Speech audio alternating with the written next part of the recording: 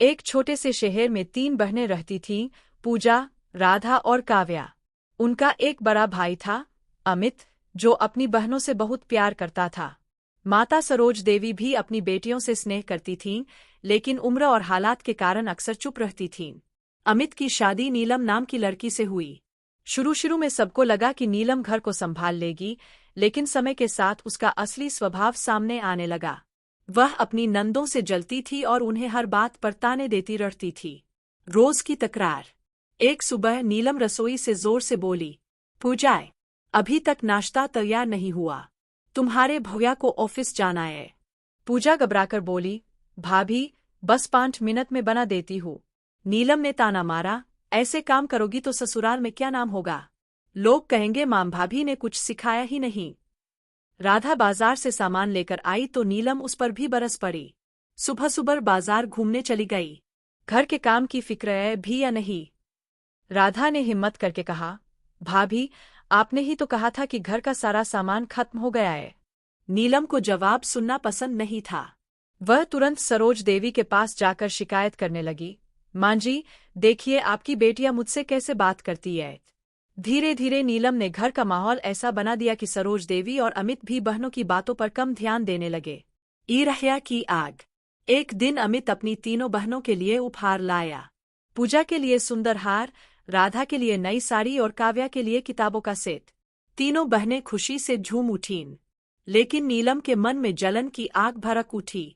उसने सोचा, मेरे लिए कभी कुछ नहीं लाते और इन सब पर इतना प्यार लुटाते हैं। रात को नीलम ने पूजा का हार चुरा लिया। धीरे धीरे वह बहनों की चीजें चुपचाप गायब करने लगी। साजिश। कुछ समय बाद अमित ने पूजा और राधा के लिए अच्छे रिश्ते ढूंढे।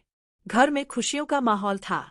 लेकिन नीलम ने मन ही मन ठान लिया, अगर इनकी शादी हो गई तो घर का सारा काम मुझे करना पड़ेगा। ऐसा नहीं होने दूंगी। उसने पंडित को पैसे देकर पूजा की कुंडली में दोष दिखवा दिए। लड़के वालों ने रिश्ता तोड़ दिया। फिर उसने आवाज बदलकर राधा के होने वाले ससुराल में फोन कर दिया और झूठा आरोप लगा दिया कि राधा का किसी से अफेयर है। वह रिश्ता भी टूट गया। घर में हंगामा मच गया। अमित और सरोज देवी ने बहनों को ही डांटना शुरू कर दिया। तीनों बहनों का दिल टूट गया, लेकिन उन्हें यकीन हो गया कि यह सब नीलम की चाल है। हक की लड़ाई। तीनों बहनों ने फैसला किया कि अब चुप नहीं रहेंगी। उन्होंने एक वकील से सलाह ली और घर में अपना हिस्सा मांग लिया। उन्होंने साफ कहा, भैया, माँ बाप की संपत्ति में बेटियों का भी उतना ही हक है जितना बेटों का। हमें अपना हिस्सा चाहिए। अमित हैरान रह गया। सरोज देवी भी कौंकईं। जब मामला कोर्ट तक पहुंच गया तो नीलम घबरा गई। सच का सामना।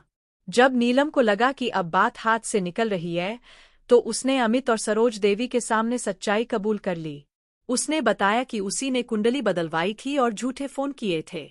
अमित को अपनी गलती का एहसास हुआ। उसे समझ आया कि उसने बहनों पर भरोसा नहीं किया। सरोज देवी की आंखों में भी पछतावे के आंसू थे। नीलम ने तीनों बहनों से हाथ जोड़कर माफी मांगी। उसने वादा किया कि आगे से वह उन्हें अपनी बहनों की तरह सम्मान देगी। सुखद अंत। अमित ने खुद पूजा और राधा के लिए अच्छे रिश्ते ढूंढे। इस बार नीलम ने पूरी ईमानदारी से साथ दिया। कुछ ही महीनों में दोनों बहनों की धूमधाम से शादी हो गई। काव्या ने अपनी पढ़ाई पूरी की और अपने पैरों पर खड़ी हुई। घर में फिर से हंसी लौट आई। नीलम ने समझ लिया कि लालच और ईर्ष्या इंसान को अंधा बना देती है, लेकिन सच्चाई और प्रेम से ही घर बसता है। सीख। बेटियां और बेटे समान होते हैं। लालच और ईर्ष्या रिश्तों को तोड़ देती है। सच देर से सही, पर सामने आ ही जाता है। परिवार में विश्वास और प्रेम सबसे बड़ी संपत्ति है।